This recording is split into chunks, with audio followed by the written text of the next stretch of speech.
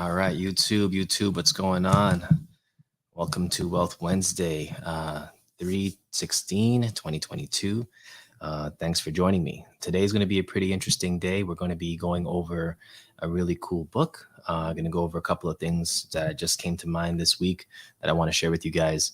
And yeah, we'll get right into it. So let's start with last week, right? So last week, and I'm going to put this down because I think you guys can hear me properly. So last week, we didn't have a Wealth Wednesday. And the reason we didn't have a Wealth Wednesday wasn't because there wasn't anything to talk about. Actually, I went and visited a friend of mine that I haven't seen for like maybe a year. And something in my spirit told me to just go and check on him, check him out, see how he's doing. And the only day we could meet up was Wednesday. And I was like, okay, something's compelling me to go and check on this buddy of mine. So I did. And I was like, okay, we're gonna have to cancel Wealth Wednesday for a week. We'll come back next week and deal. So it turns out that was one of the most enlightening conversations that I've had in quite some time with anybody. And I just want to impress upon you the fact that sometimes you have obligations in life, right? Where, you're here to do something for the community, which is what this is, right? Wealth Wednesday is just my attempt at providing some type of value to my community. There are times where your community has to provide value to you. And last week, I received value last week. Like instead of me giving gems, I was receiving gems, and it was something that was amazing. It brought our bond even closer together. And him and I are like, we've always been tight, but like now we're even closer because of that conversation, but just because of the time spent. So I'll encourage each and every one of you to take the time sometimes to break away from certain things and just get involved with the folks around you and the people that you care about, because you're not guaranteed to see them. You're not guaranteed for them to happen. And like, we're talking about certain things that literally life and death are in moments. So definitely want to encourage you guys to, take the time to spend with family and loved ones, especially when you're compelled to do it, because sometimes that's your inner spirit trying to tell you to do something that's going to be important. Okay. Hold on one second. Let me shut down this and mute this real quick. Hold on, because they'll keep going forever. Right now, I'm muting that. Sorry, folks. I had to mute one of my groups because they were going off right now. One second. Let me fix this camera real quick. Let's get that down. Better. Okay, folks.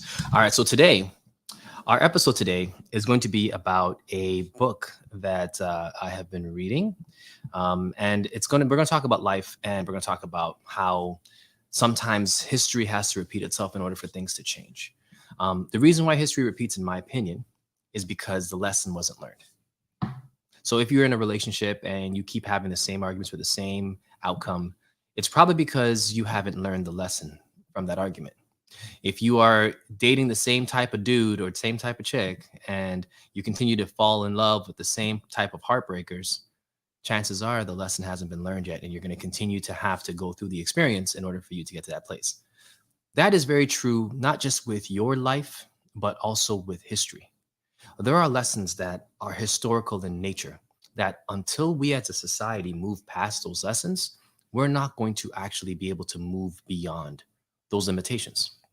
And this book was written over 100 years ago by one of our best and brightest in our community. And I'm going to share his name and everything with you in a second. But from what I've gathered so far, and I have only a couple hours left of the book, there is a lot of things that are so similar in how life was back in the late 1800s, going into 1900s, and right now. And that's a shame.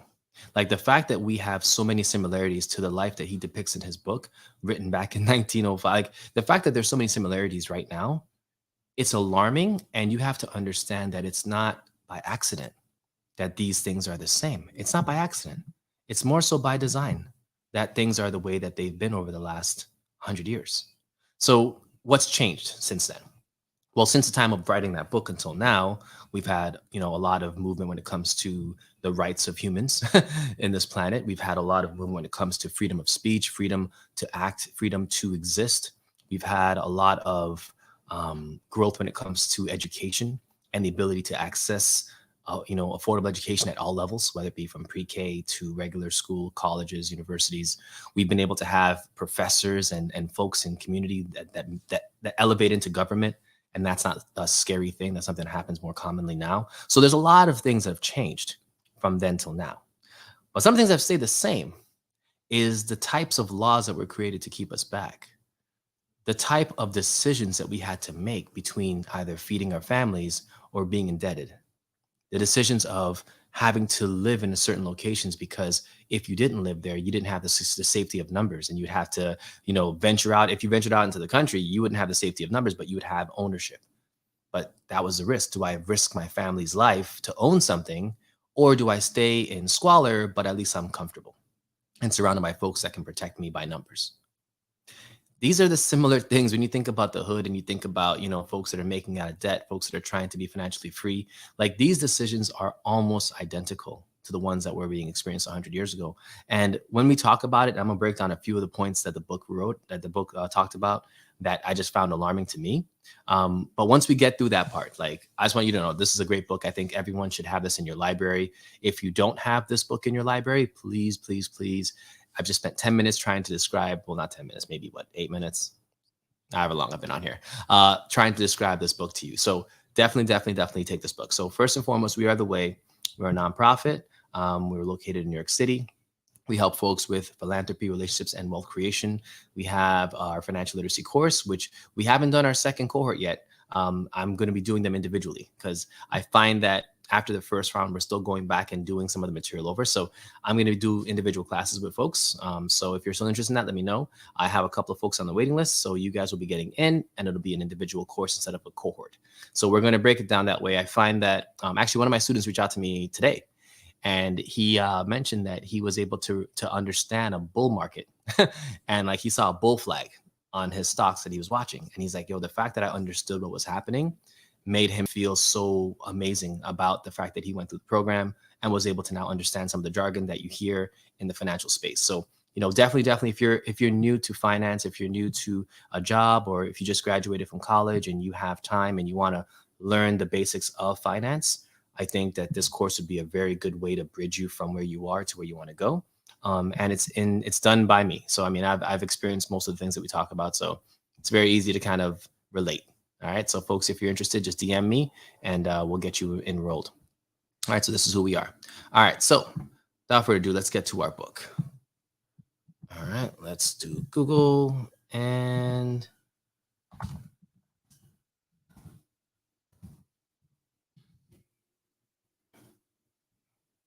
Souls. The book is called, and I guess IG, you guys can get it first. All right, this is the book here. And I'm gonna post it up on here now so you guys can see it. This is the book, and my face is in the title. That's awkward. But the book is entitled The Souls of Black Folk by the author W.E.B. Du Bois. This book is, how do I start by, how do I describe this book?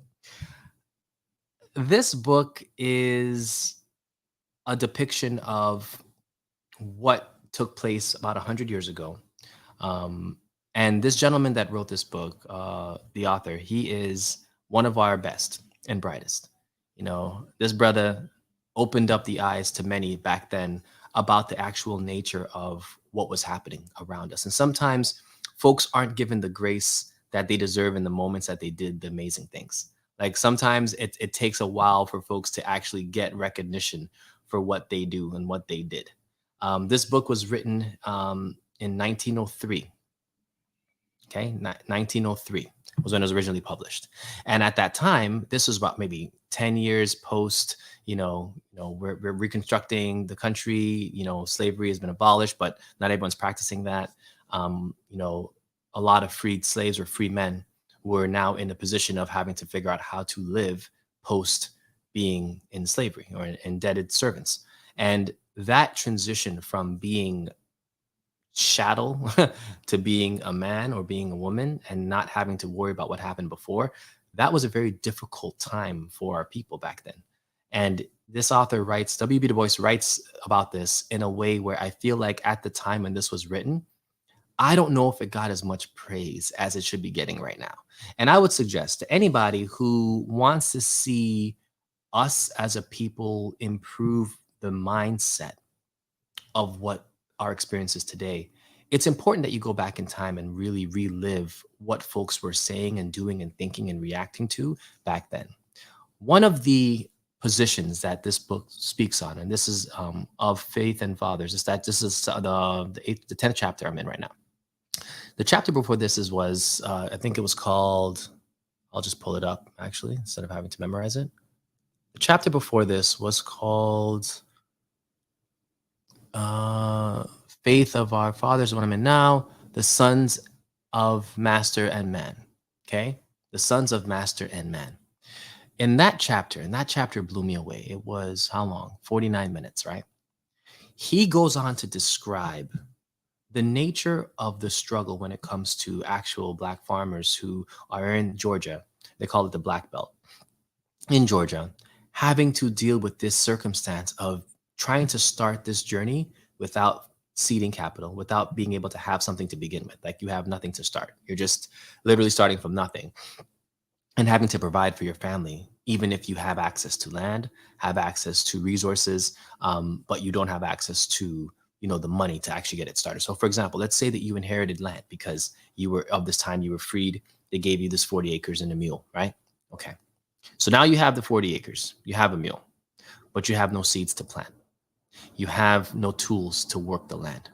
You have no shoes for your feet. You have no clothing. You have no beds to lay in. You have no food for the animals, like for the mule. Like, you have nothing. All you have is a mule and this land in your family. What are your options, right? So one of the options that came around, and I think you might recognize this option in today's life. One of the options that came around was someone called a merchant. Who was a merchant? A merchant was a person of affluent nature who had access to a lot of cash. And what they would do is they would mortgage out your mule, mortgage out your crops before they even raised, and gave you advances on food, clothing, rations, seed, you name it, right? Now, I don't know who you would consider that to be in today's time, but think of anybody who has enough money to buy your house cash at any point in time. Just think of whoever that might be, right? I'm not naming names, I'm not calling anybody out, but whoever could buy your house cash right now, that would be the equivalent of the person that's a merchant in this time back then. The purpose of the merchants during that time of Reconstruction, and also that time post-slavery where, free Black men were trying to discover, Black men and Black women were trying to create a life and a living for themselves, right? They have this farmland. They have access to being able to get some of the cotton fields that they had before. But they wanted to grow crops for themselves and their families. So you're stuck in this situation, right? You have the land, you have one mule, and that's all you have.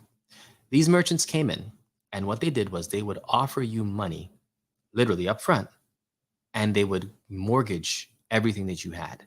So you would essentially be able to get started, but as soon as you start, as soon as your crop yields good fruit or good product, they'll charge you 100 pounds of cotton that they'll have, or they'll charge you for the entire 80% of your crop.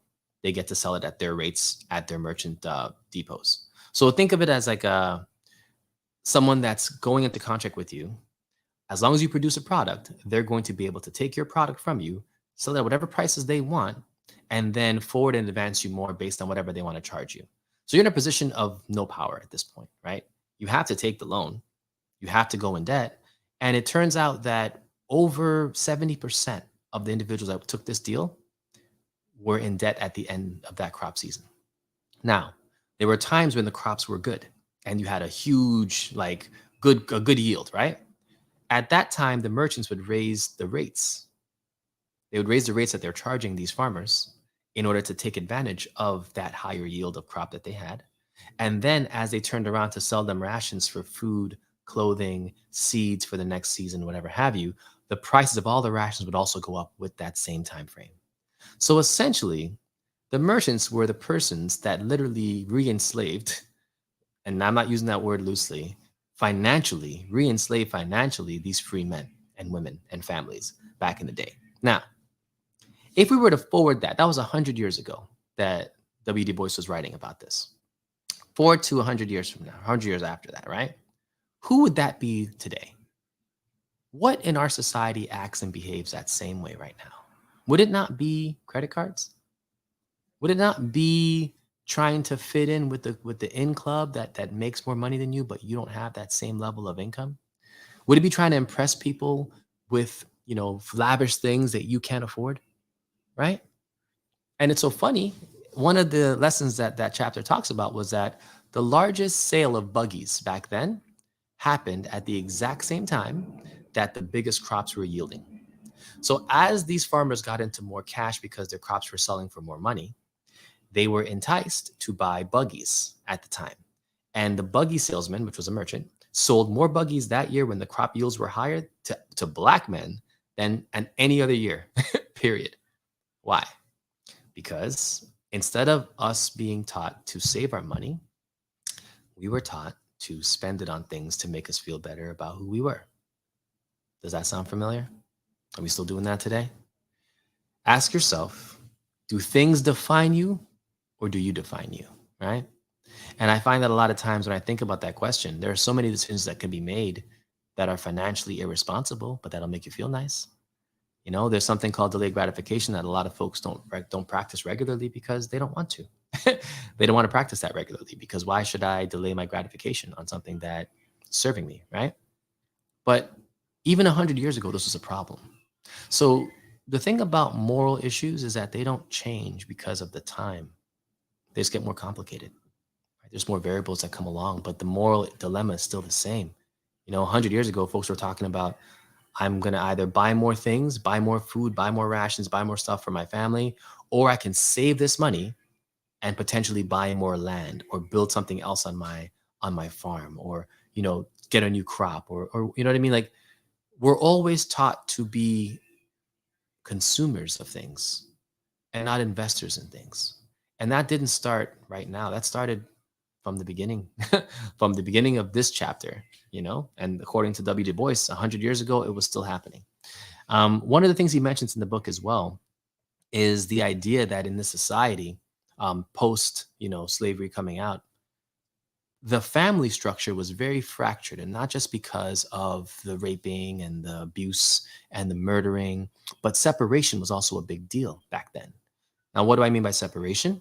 Separation is when, families were broken apart because either slave master was trying to sell a slave to another place, or they killed that person, or they wanted to continue to mix the groups because they had qualities that they'd want to see mixed around amongst their workforce.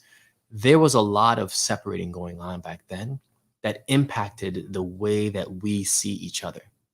And that led to a lot of the habits that you see ingrained in some cultures going forward, especially minority cultures of African descent throughout the diaspora and also throughout the Caribbean and even in America. Like, you can see some of these tendencies still being existing today, and all of that comes from you not knowing your moral compass, or you're not knowing your foundation, right? When a group of people separate you from your foundation, which is your family, right? When they separate that and they abuse that and they literally pillage and plunder that for 4 generations, 5 generations, that does a lot of damage when it comes to PTSD, when it comes to habits, when it comes to the way that you deal with stress and pressure and depression, all those things that weren't diagnosed back then, but were obviously the case. And it forces that to happen to the children too. One of the things that he talks about in the book was that the system can only exist if you can continue to give lack of education and continue to allow the younger children to associate with the older criminals. So what they would do is they would have 12-year-old boys chained up next to hardened criminals, and they would continue to imbue that logic of street or violence versus educating them. And this would be across from an actual regular public school. Like, he actually had this visual where he saw a 12-year-old boy chained up with hardback criminals right across the street from an actual school that kid should be going to. And that was how the system perpetuated itself. One of the issues that were around back then, he said, was, at the time, blacks would blame whites for all of the ills that they came into, whether it be because of how they were treated, the racialization of everything, the laws that were used to incarcerate them unjustly, the unfairness of the legal judicial system, that anytime you went in, you were innocent and guilty based on your skin color, not on the crime that you committed. All of these failures, they blamed it on white people, right? And then white people blamed black people, saying that they were lazy, they were vandals, they were reckless, they were violent. All they wanted to do was rape and be lazy and all those things. So why should we help them? They have it easy. All they're doing is laying down there and still getting access to certain things. So it's like you had this huge dynamic between these two racial classes, right? And do you still feel like sometimes that hasn't gone away fully, right? Where certain races don't understand each other? And the reason why it hasn't gone away fully is because the system that was born of that beginning, it still exists today and it still benefits folks unfairly. Even though that has changed since 100 years ago, it's still doing it now. We have folks that are getting choked out to death, and the officers doing that aren't really getting penalized for that.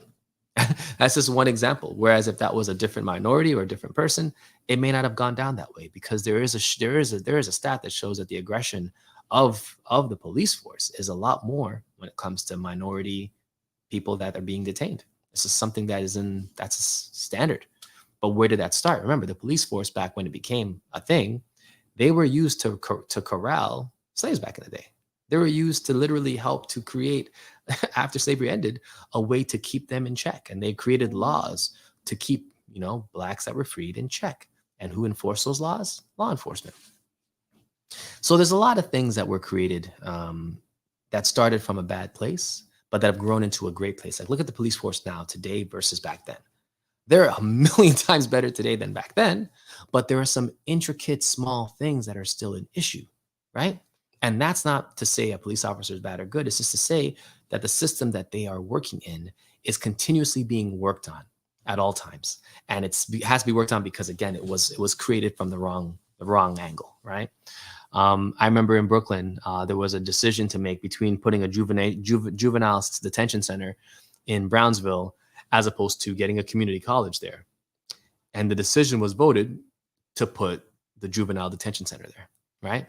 That simple decision in a borough that is overpopulated with Black and brown individuals and minorities, that single decision made a difference on the way that that community was able to grow and rise. Just because instead of you giving them access to education, you gave them access to prison, right? When kids walk past a prison every day, it does something to their psyche. It just does, as opposed to a higher learning center, And that was the same decisions that they had to make over and over again for the last century and going back beyond. Do we invest in the community, or do we invest in ways to keep the status quo as it is? Keep labor free, keep folks in a sense of classism, right? So all of these things are a part of this. But this book, and this is why I say to everybody, don't tell me how smart you are, show me what you're reading. Don't tell me how smart you are, show me what you're reading. I want to see what you're reading because I can tell where you're at based on what you want to consume. So yeah, definitely want to encourage you guys to get this book. Again, the book is called The Souls of Black Folk, and it was written by W.E.B. Du Bois back in 1903. And a lot of the things that he talked about and he illustrates in his book we're still seeing the signs of that today. So that'll be that. All right. So let's get into something else. So I start talking about spending time with family and loved ones, right? Talked about this book, The Souls of Black Folk. And now I'm going to talk about how we can learn from books like this.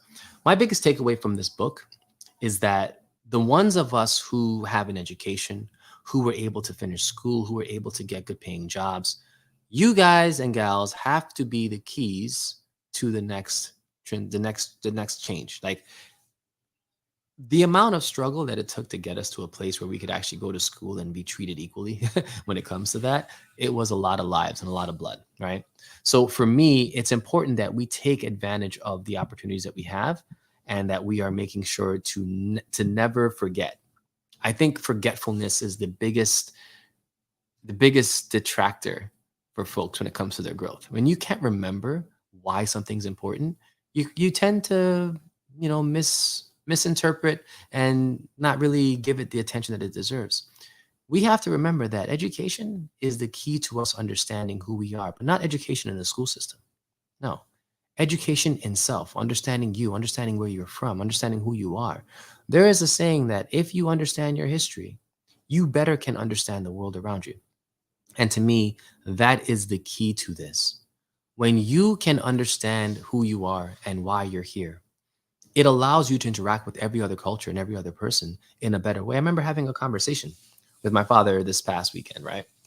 And him and I have never talked about spiritual things like that. Like, I've been reading a lot of books. I actually sent him a quote from one of the books I'm reading that talks about, when you're a source of light, you usually find that you're in the darkest situations. Just because, again, it allows you to not only illuminate yourself and your inner soul, but those around you as well.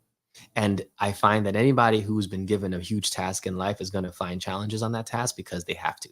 It's a part of the journey. You're supposed to be challenged. You're supposed to be in a difficult position because that's when the enlightenment can come.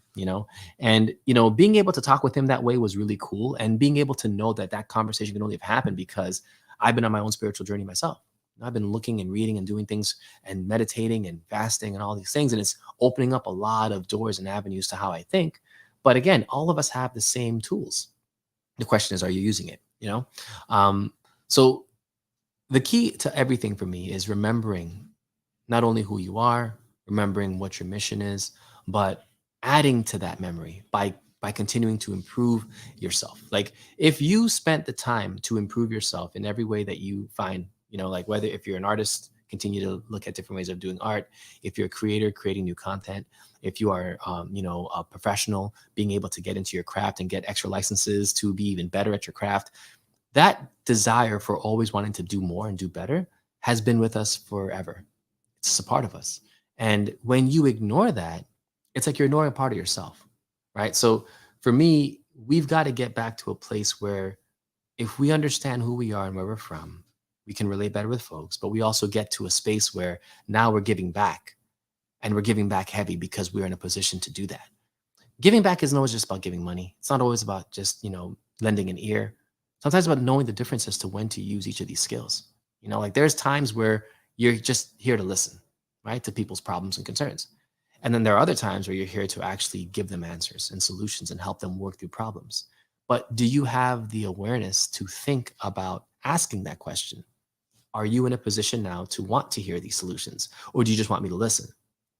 Are you open to suggestions, or do you want me to just be an ear to listen to? Like, are we asking those questions when in those positions? Because being a leader, being someone that's been given a lot when it comes to responsibility of people's emotions, feelings, and well-being, that's a lot, and it requires a level of tact that is important.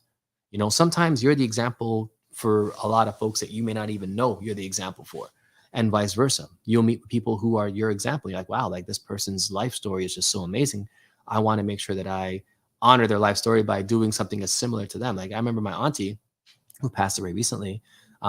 She was a hardworking nurse her entire life. She was, an amazing mother, wife, sister-in-law, all those things. And the life that she lived was so righteous and so amazing that for me, it's like, if you could just have an ounce of the love in your heart that my auntie had for the world and for her family, you would be in a great position. I feel like those are the types of stories that really make an impact and a difference. When it comes to influencing, how you move going forward. Like, I always say, I'm like, I hope that any person that I interact with that is a woman has the love of my auntie, because her love was just really, it was unconditional, but it was just really genuine and soft. And I find that was just something that was just a resounding, like, yes, this is the perfect type of energy for anyone that wants to be loved on. It's just that way. And similar to, when I look at my daughter, for example, and my wife, even, like, they both have the same type of fire when it comes down to something that they want. They go after it. Doesn't matter what it is, what's in their way, they're going to attack it and get it. That's just them. And to me, it's like, I love that because it shows that there is a level of dedication to your self-fulfillment. Like, you want to achieve something so hard that you're not going to stop until you get it. That is a level of determination that is going to make anyone that has it successful, because that life isn't just about having an obstacle stop you. No, these obstacles are here to challenge me, but they're not going to slow me down because I want this thing. For my daughter, it might be my PlayStation controller. Might be my PS5 controller. She'll say, hey, I want this controller right now, but daddy's playing. Oh, yeah, no, give me the controller right now. Okay. She gets the controller. And guess what? I have a second one. So you know what I do now? I have the controller that's on. I give it to her because she sees the lights. She knows that it's on. She wants that one. And then I take the second one, I sneak it, and I turn that one on. And she thinks that that one's on, and we're good here. I'm playing my game. She has a controller. She got what she wanted. I'm still here doing my thing. See what I mean? So it's good to see that, because I hope that she takes life on that exact same way. Where if she wants to, ride horses, or if she wants to start up a nonprofit or do whatever, that she will take that same tenacity with her from there into whatever she wants to do going forward. And that was learned probably before the womb. It's probably part of her DNA because she's a part of each of us. But I know that I'm like that. I know my wife's like that. So guess what? She has no choice but to be like that. Wife's educated. I'm educated. She has no choice but to be educated. Like, there are certain things that once you're in a position to be a giver of yourself in a relationship or even a marriage, whatever it may be, when the kids come, if you've done the work the right way, you're going to be producing children that are going to make a very big difference and impact on the planet. And I think that that is what is at stake. So for all y'all single folk out here without kids and families, got love for you. Don't get me wrong. All I'm going to say is, I think that life is best lived when it's on your terms, one, but two, when you realize that you have a gift to give back to this life. Like, we all got here because two people came together to make you. So it's not like you owe it to me to do anything with that. No, this is your life. You get to live it however you want. And I heard a parent say once, I don't care if my daughter likes girls or boys. I'm just happy that they're living the life that they want to live. And I could agree with that 100%. I'm like, you know what? As a parent, all you want is to see your kids happy. As an elder, though, when I get to that age, I'm going to want to see my kids understand the value and the gift that my wife and I gave them. And I hope that they can pass that forward, because life without continually growing, whether it be from yourself spiritually, whether it be from a family standpoint, whether it be from an enlightened standpoint, when you're not growing, you're dying. So your family is an extension of your spiritual growth, and a family set. So like, that's really a beautiful thing to me. So I hope that I can ingrain and instill that into my daughter so she becomes an amazing wife for somebody in the future. And that to me is the gift that we can give, is being able to instill in our youth something of value that we received throughout our entire time being here, that they can then take the ball and run forward with it. I've always called these kids the closers. I don't know if you have a COVID baby, but if you do, you know exactly what I'm talking about. COVID babies have a different level of intelligence than any other child group that I know. And I'm not exactly sure why they're so smart, but they're doing phenomenal things at earlier ages. And it's like, anyone that has a child that's under 2 years old, ask any of your family members or friends, is your baby doing things that is different and way more advanced than you were doing at that age? Just ask yourself that, ask them that question.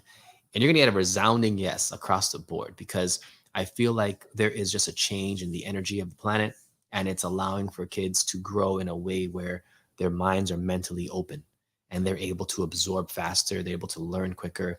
My daughter's responding back to me in words now. I'm like, you can speak? Like, whoa, you were just gaga googling the other day, and now you're telling me no and yes and thank you. I heard her say thank you this week. She's 18 months old. Heard her say thank you after I was handing her stuff.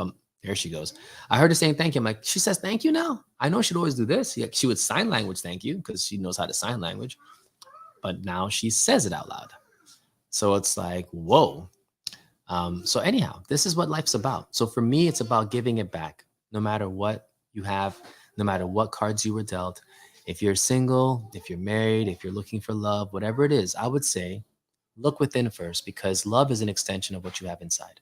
If you want to find a partner that's going to love on you the way that you deserve to be loved on, you've got to love on yourself in that exact same way, because you need to understand what it looks like. There are a lot of toxic relationships out here, and it's not because people are inherently toxic. It's something that was ingrained in the culture, and it's something that you can either accept or reject. But you have to love you healthily first before you could even decide which one is really you. People, and I say this, people give you out of the abundance that they have, whatever it may be. If I have abundance of love inside of me, I can give that to you. If I have abundance of something else that's not as productive as love, I'm going to give that to you too. I cannot give you out of something that I don't have within me. So I would say for folks, not that love is in all be all, but guess what? We were not meant to be alone. We were not meant to be alone. The Bible says it. Many ancient texts say it. We are a community of spirits. We come together, we bond, we become one. That's how we were. We were always been this way. And anyone that doesn't have that in them may not be a person that can show you genuine love. Like if someone can't see the God in you or the God is in you, if they can't see that, how can they love you? Right? And this is why it doesn't benefit you to hate your enemies, because there's a part of your enemies that incorporates the beauty and the majesty of any deity that you serve, whether it be God, the Most High, Allah, whatever you want to call the God that you serve. There's a part of that deity in each of the enemies that you have. So the question is, how can you hate that person that has a part of you in them? And this is the logic that we used as people that are melanated that got us caught up in slavery, got us caught up in getting taken advantage of, got us caught up in, all of the different ills when you came to our village with Bibles and we were like, hey, welcoming you in. And then before you know it, we were colonized. That was the logic that we came in. How could this person have anything but love in their hearts like we do? We always project ourselves onto the other people. And it's a good thing. And I suggest that you do it. But there's a part of it that becomes apparently like real, where it's like, okay, I projected love on these people for a very long time. But in return, all I've seen is mayhem, chaos, savagery. If I'm loving a group of people that are just being savage all the time, maybe they don't see me the way that I see them. Maybe we're not the same.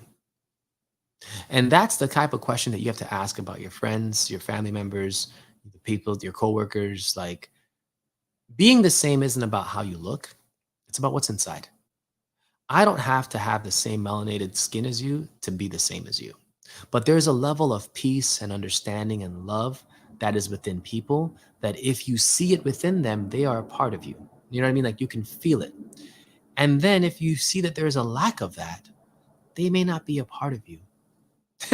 But do you hate them? You shouldn't. And one of the ways that I look at this, and this is where my brain goes. So you guys are going to walk down this journey, this Alice in Wonderland rabbit hole with me, right? The reason why I think this way is because you never know whose purpose it is to challenge you. You never know whose mission it was to give you a test that you asked for so that you could overcome it. How could we overcome challenges if everybody was in our corner? How could you be the person that you are sending to without learning the lessons that the ascension requires? It takes a group of people to challenge you and to put you in a position where you have to check your soul at the door, right? And ask your soul, hey, I can't do this physically. I'm going to need you to step in and help me do this, but I want to do this. If you can't step outside of your body, this husk that is, this clothing that we have on, and get into the inner person to have them start fighting those battles with you and understanding the lessons that you're supposed to learn. Like, how is that all that supposed to happen if everything was harmony? You wouldn't get that. If this was all harmonic resonance and everyone was just in the same happy bubble, you wouldn't be able to grow into the person that you are today. It takes challenges. It takes people that have ill intent for your life. It takes people that have ill intent for you as a person to challenge you to a level where you realize that you can elevate above all of it and become an even better version of yourself. So the question is, how do you become a better version of yourself without somebody challenging the version that you are right now? And how should you treat the person that challenges you? See, for me, I see the devil as not a person, but an idea. For me, the devil is an idea of what is opposite of righteousness, right? The devil will implore everything that is not righteous. So whatever, if I want to live a righteous life, then the devil's job is to give me all of the other things that are the opposite of righteousness to test and challenge me whether or not I want to live this way. to challenge whether or not I can rise to the occasion and actually live a life that is virtuous at all times, no matter what the circumstance allows. Look at the story of Job in the Bible. You know, Job lost his wife, lost his kids, lost his money, his everything got swallowed. Like everything bad happened to this man, had boils on his face, whatever, but he would not curse God the entire time. That was his test. And because of that, God said, you can do anything to Job except like don't take his life. You can do everything else but take his life, right? And everything was done to this man besides taking his life. And he did not curse God, right? I don't even think that's a real story. I don't think the name of that man was Job because J's weren't around back then as letters. So he may have had a different name. He may not have looked like a Greek man, and it may not have been those things that happened to him. But the idea behind the parable is the key. All of these ancient texts, the idea behind them is the key, not the actual verbiage, right? And the idea was, will you allow obstacles that come every single day to determine your attitude when they arrive? See, there is a way to attack every problem, and there's a positive way of doing it, and there's a negative way of doing it. Not right or wrong, just positive and negative energies, right? When you can approach every subject and topic, hey baby, and realize that your attitude towards that issue doesn't have to be one that is of a low vibrating energy. You start transcending issues. You start transcending problems. I remember waking up, encountering an issue, and I decided to light some candles, burn some sage, boom, clear my mind, attack the problem with all positive gusto. Problem was solved, situation was caressed, went to bed, slept peacefully. That was one of the things that defined like my week. And it's like, I wish that I knew to do things like that when I was younger, because I would have had a much better relationship with my family and my friends and my, my significant others at the time.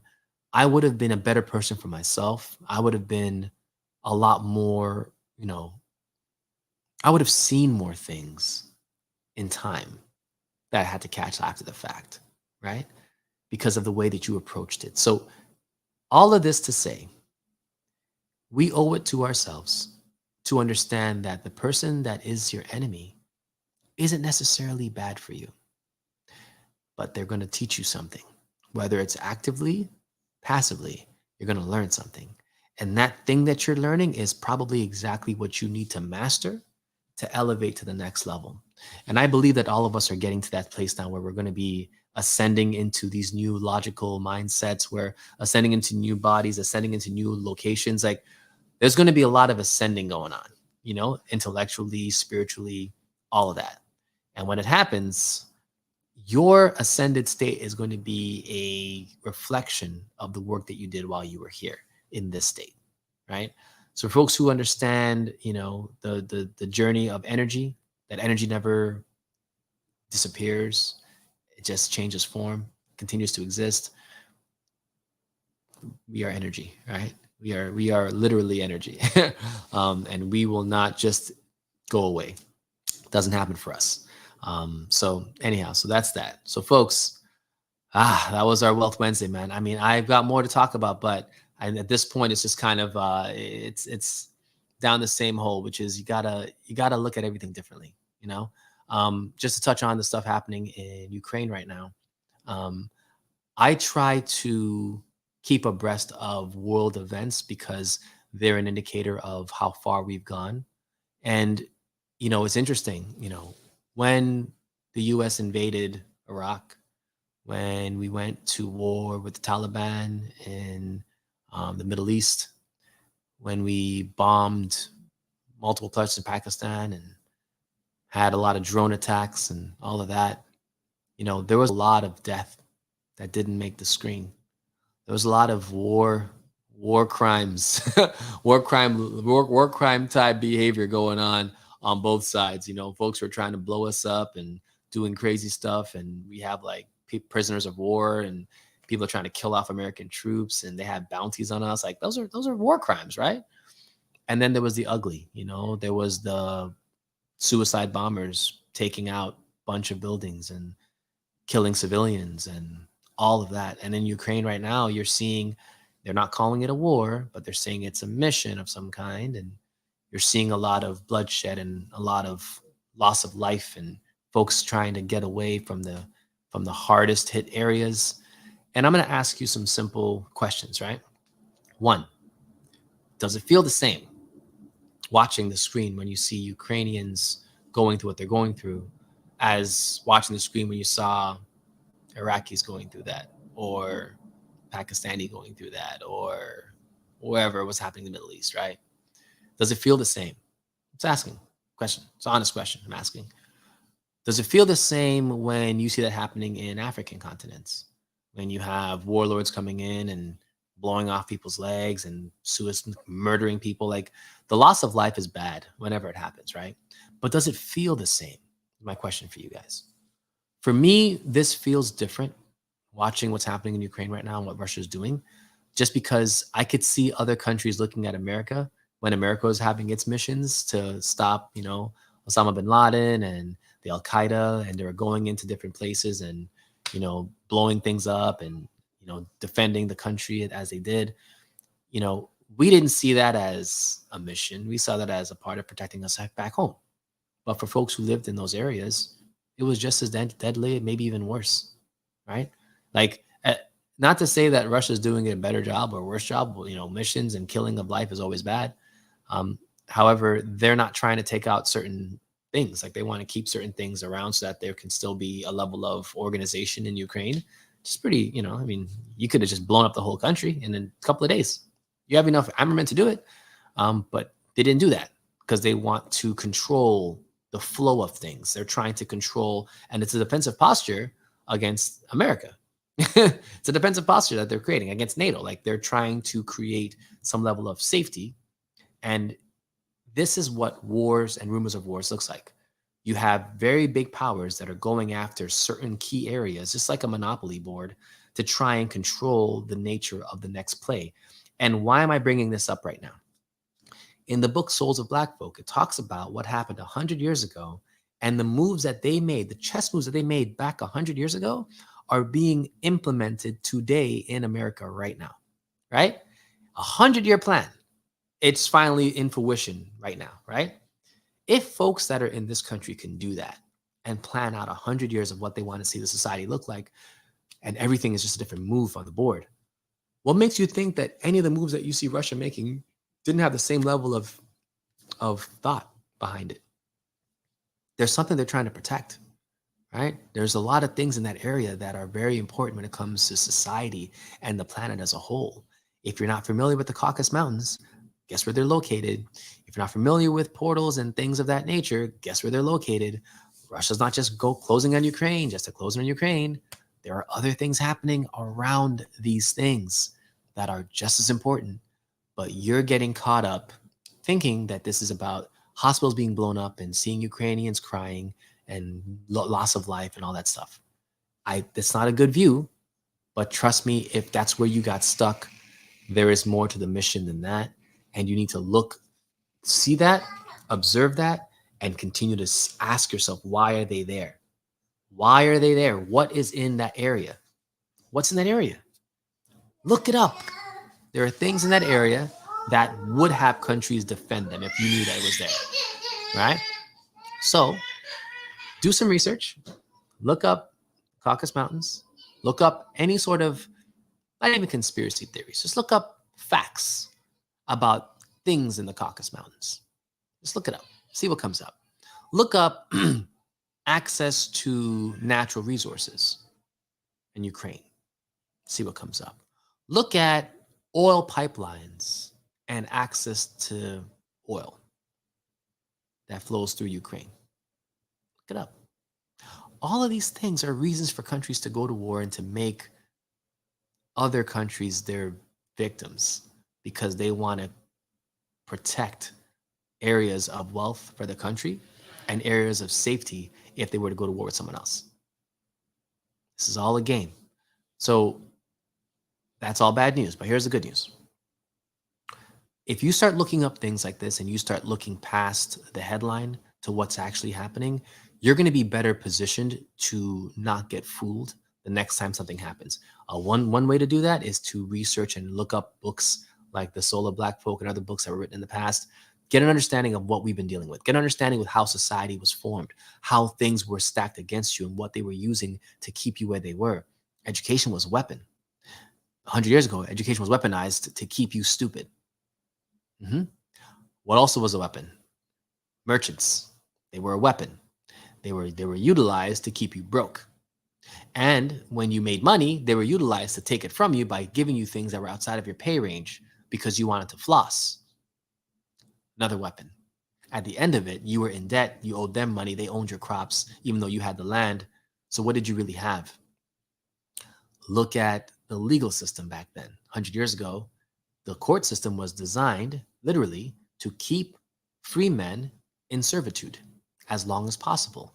Any crime that was committed could be false charges, false trumped up charges. Doesn't matter. If you were black, you were guilty. You're going to go and serve time at some sort of concentration, AKA corporation, that's going to utilize your slave labor. Still get it done. The railroad system was built off of that, right? A lot of corporations were built off of that. Slave labor and folks who were prisoners who weren't treated as citizens so that they could have free labor, similar to slavery.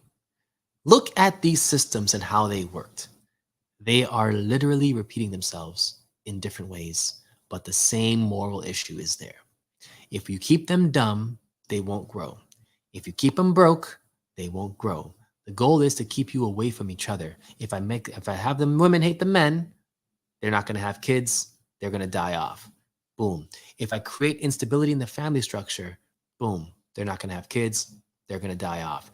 If I make them not understand their maker and who they are on the inside and where we took them from, their culture, who they're from, like the things that they did on this planet, if I can keep them away from that truth, boom, we win. They're not going to grow and be intelligent enough to distract what's happening, right? If I knew what the significance was of the Caucasus Mountains, they won't know who we are.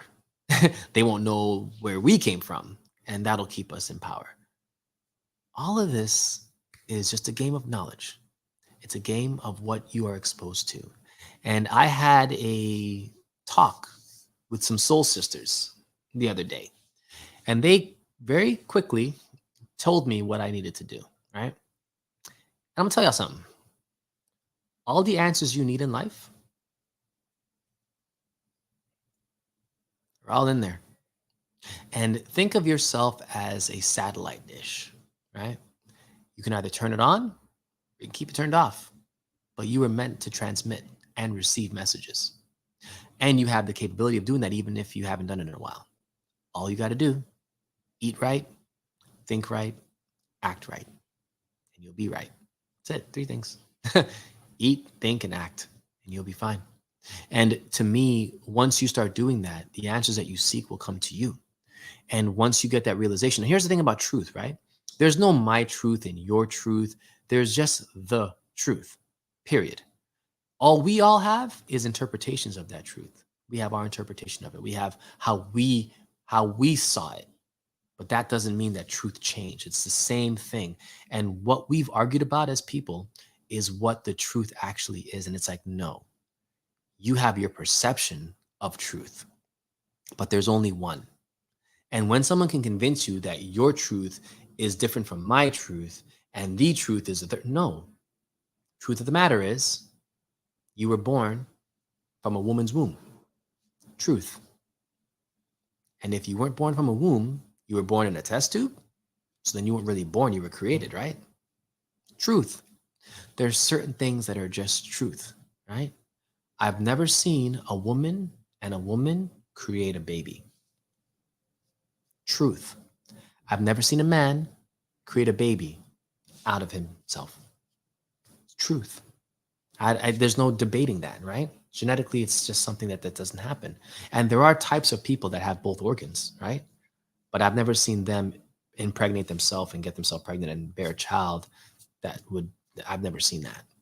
But that doesn't mean that's not true. I just haven't seen it. But procreation, simple idea of truth, right? We have to look for that truth. But the thing is, the only way that you can confirm whether something is true or not is when you look within and ask the God inside of you, hey, can you reveal to me why this is true? It's the only way to really know for sure when something is true or not. And once you have that truth, you're going to start having an awareness of when things are true or not in life in general. And you'll be able to differentiate really quickly. So it starts with you having a connection to God, connection to your inner self, a connection to the spirit inside of you, because that spirit does not get lied to and does not lie back. It tells you the truth. That's all it can do. It doesn't lie. So I would implore all of you to start tapping into the God inside of you or the goddess inside of you and start getting your truths together. Start to know what they are. Sometimes there's a truth that hurts, but truth is truth. It can hurt or it can help. It can heal. It depends on how you view it, but truth usually heals. It's very hard to find truth harming somebody because that's not the vibration or the energy of truth. Truth typically heals. Even if it's hard to take in the beginning, in the long term, you'll realize that truth was better than lies. And that's just the life you have to live today. So folks, I appreciate and I value. Manny, what up, brother? I see you out here. I appreciate and value you guys. Thank you for joining me on Wealth Wednesday. Again, the book that we read this week was called The Souls of Black Folk. Definitely a good book. I would recommend you read it. It was written 100 years ago, plus 117 years ago. But it talks about the beginnings of the system that we're living in today and what they were experiencing back in 1903 that I still see us experiencing today, which means that whoever's plan that was worked. And it worked for a century. But things are going to change now. It changes because we have access to this. It changes because we understand and we see where things are going and we can make a difference. So folks, love you, value, appreciate you guys. I'll see you guys next week. We're going to have a guest on. Not going to tell you who it is, but join us. It's gonna be tantalizing. All right, folks. Peace out, YouTube. Catch you guys later.